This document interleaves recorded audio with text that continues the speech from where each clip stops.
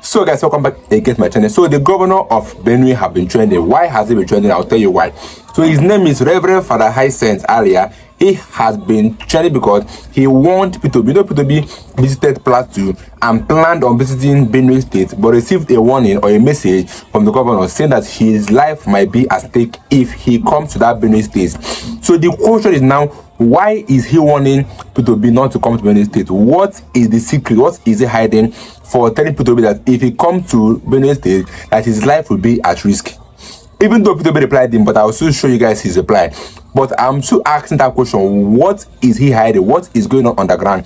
Does it mean that these governors are aware of an attack even before it happens, but they chose not to bring up security and secure the life of people, or they all decided to be nonchalant about it and then allow the attack to happen?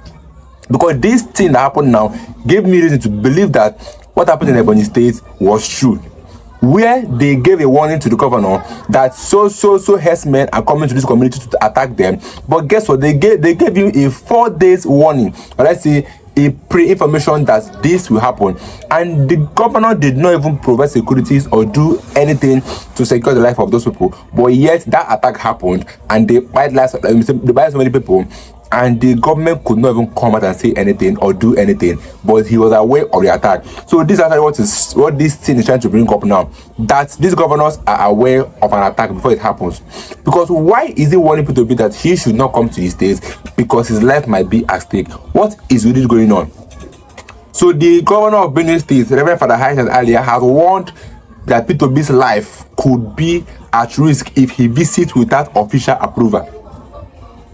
This statement follows Obi's plan to visit to show support internally displaced persons in the state. The warning has sparked significant debate online, with an expressing support for Obi's humanitarian effort, while others criticize the governor's approach. Because why are you warning somebody that he should not come to your state without official approval?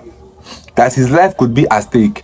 That means something is going on underground, something that they are not telling us is happening underground, but all these things will be exposed. So people now have to reply that statement. He said, ordinarily, I wouldn't have commented on this issue, as I have endured far worse situations in my political life since I declared for the presidency, and it continues to worsen as I strive to do things in a civilized and organized manner. The unfolding events demand that I have to start speaking out now. On what transpired today during my planned visit to Benue State, I am not entirely sure that the state governor, my dear brother, a reverend father I deeply respect, is aware of this situation. Having exhausted every possible means to reach him, I am compelled to use this available platform to ensure my message is conveyed. On Thursday, the 10th of April, I had planned to visit Plateau and Benue State, respectively. Plateau on Sunday, which is 13th of April, and then Benue on Monday, which is today, the 14th of April.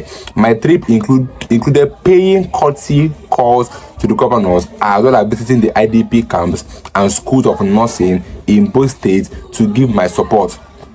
P2B have been doing this thing. It's not like this is the first time. He have gone to North, he have gone to Delta, I have gone to Anambra State, I have gone to many places to give more, to donate to nurses, to make their life more better. But somebody that called himself a reverend father and the governor is stopping that support from coming to his people. What do you call that kind of governor? That is saying no to a support that somebody wants to do to your state, and then to give them hope, to believe that there is still new Nigeria, that it's possible to have a new Nigeria, and then you are stopping that support from coming. Because what is really going on? What is really going on? So he kept on saying that he has, as is my practice, I reached out to the Plateau State government to inform them to my visit, which included spending the day with the victims at the IDP camp in Bokos. A visit I wholeheartedly embraced to extend my support, care, and compassion to fellow Nigerians in need. And in its utmost hospitality, the Plateau State governor gracefully permitted.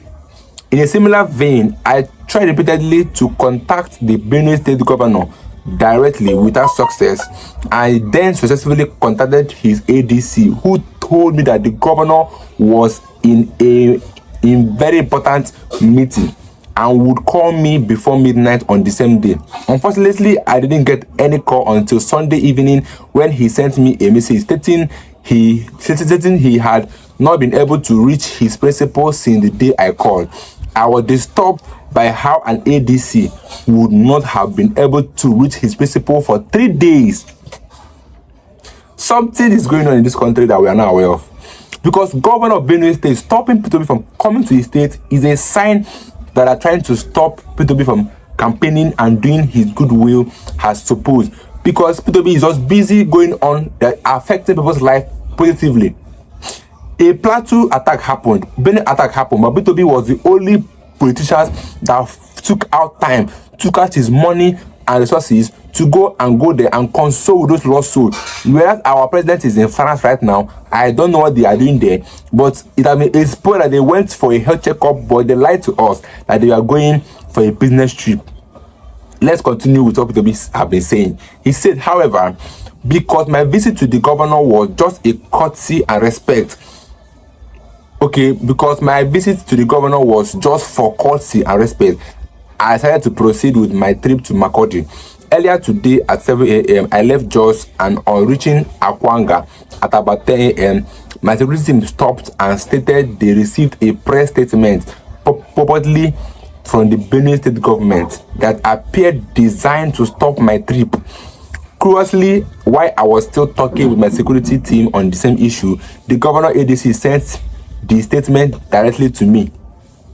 The letter refers exactly to my interview, which I heard earlier conveyed to the ADC directly and to the security operatives in Benue through my own security. I am forced to remind them and all concerned that the purpose of this journey is to support good causes in areas of critical development, health and health education and caring for our people in need.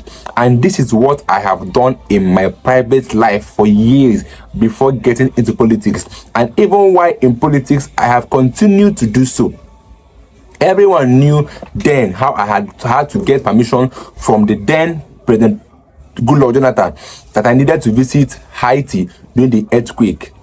I intended to visit a school being built by the bishop in Boko, a nursing school and the IDP camp, action that reflects my genuine care for the welfare of our fellow citizens and my continuous show of love, care and compassion to citizens who have been displaced. May God help us as we rebuild our nation and aim to achieve a new Nigeria where we do not politicize everything, but allow citizens to exist, and we all should live for the common good for less privileged Nigerians and those in need.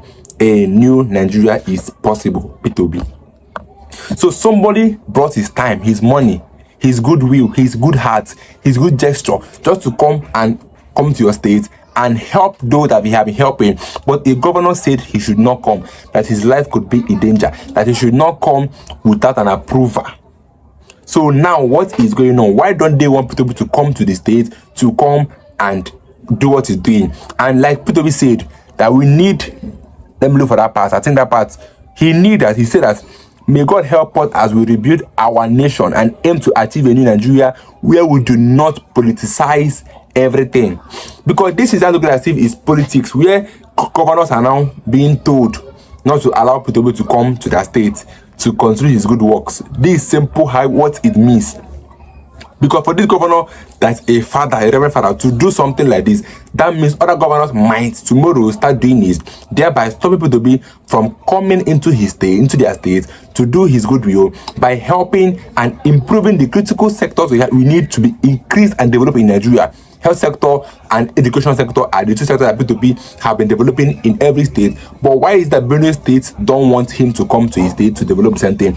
This means that this thing is now politically minded, because this might be an information or a warning by the APC that this man should stop coming to your state and campaigning or doing the goodwill, because he's buying the lives and the souls of people. Because that's what P2B have been doing. He have been getting people to like him, and he cannot even hate P2B because his goodwill will make you to like him automatically, even without anything.